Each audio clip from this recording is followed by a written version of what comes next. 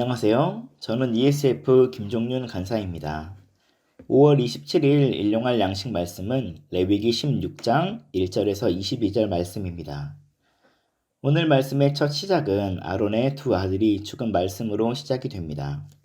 이 말씀은 레위기 10장 말씀에 기록된 말씀입니다. 즉 오늘 16장 말씀은 10장 사건 직후에 주어진 계명을 담고 있다는 것을 알 수 있습니다.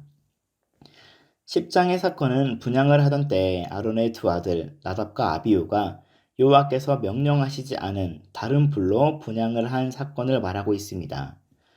하나님에 대한 불순종으로 인해 아론의 두 아들들은 여호와 앞에 죽임을 당하게 되었습니다. 그리고 하나님의 명령에 대한 순종과 심판을 다시 상기시켜줄 목적으로 본문 말씀 2절과 같이 말씀하십니다. 속죄소 앞에 아무 때나 들어오지 말라. 그리하여 죽지 않도록 하라. 불순종에 대한 심판을 말씀해 주시면서 아무 때나 하나님 앞에 나올 수 없다는 것을 말씀해 주십니다.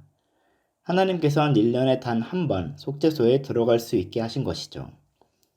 그리고 속죄소에 들어갈 수 있는 사람은 대제사장 뿐이었으며 준비가 있어야 했습니다. 먼저 눈에 띄는 것은 대제사장의 복장입니다. 평상시에 입었던 왕같은 위엄을 풍기는 화려하게 금이 부착된 옷이 아닌 비청케 된 종의 차림으로 입었습니다. 이날은 하나님을 대신하는 중보자가 아닌 죄인을 대신하는 역할이기 때문입니다. 그리고 대제사장은 먼저 자신과 그의 가족을 위한 속죄제사를 드린 후 그 송아지의 피를 가지고 분향단에 태워 향 구름을 만든 뒤 지성소에 들어갑니다.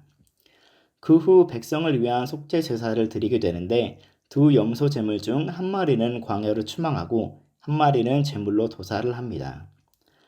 이렇게 추방하는 과정 속에 떠나보내는 염소를 정하는 단계에서 아사셀이란 말이 나옵니다. 아사셀은 성경에 딱 한 번, 오늘 본문 말씀인 레위기 16장에서만 등장합니다. 백성들의 죄를 뒤집어 쓴 염소를 추방하는 모습으로 죄와의 단절을 의미합니다. 오늘 본문 말씀을 보며 허락하신 때 많은 과정과 희생 속에서 하나님 앞에 나아가 죄사함을 받는 모습을 볼 수 있었습니다. 이렇게 죄인이 죄사함을 받는 과정은 두렵고 떨림으로 나아가 복잡한 과정을 걸친 후에야 죄사함을 받고 하나님의 백성으로 하나님의 자녀로서 하나님의 곁에 머물 수 있게 됩니다. 이 말씀을 묵상하다 보면 단번에 영원한 제사를 드림으로 하나님께 나아갈 길을 열어주신 예수님의 거룩한 희생이 묵상됩니다.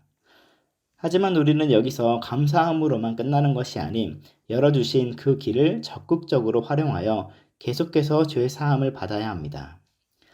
과거 속죄제사를 통해 죄사함을 받는 과정은 복잡하고 어려웠습니다. 허나 이 모든 과정을 단번에 해결해 주심으로써 우리의 죄를 짊어지시고 하나님께 나아갈 길을 열어주셨습니다. 그렇지만 우리의 신분은 아직도 죄인입니다. 그러기에 열어주신 그 길을 감사함으로 더욱더 적극적으로 활용하여 하루하루 우리의 삶을 되돌아보며 하나님께 돌아가야 합니다.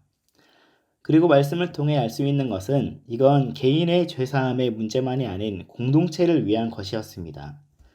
개인적으로 하나님 앞에 나아가는 것 너무나 중요한 문제입니다.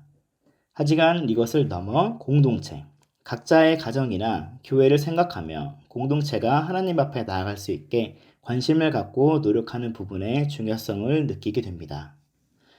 일용할 양식 구독자 여러분, 오늘 일용할 양식 말씀을 생각하며 단번에 하나님께 나아갈 수 있는 길을 열어주신 예수님께 감사하며 그 길을 적극적으로 활용하여 하나님께 나아가는 오늘 하루가 되었으면 좋겠습니다. 그리고 나뿐만 아니라 내가 속해 있는 공동체 또한 하나님 앞에 나아갈 수 있게 관심을 갖고 노력하는 오늘 하루가 되길 소망합니다.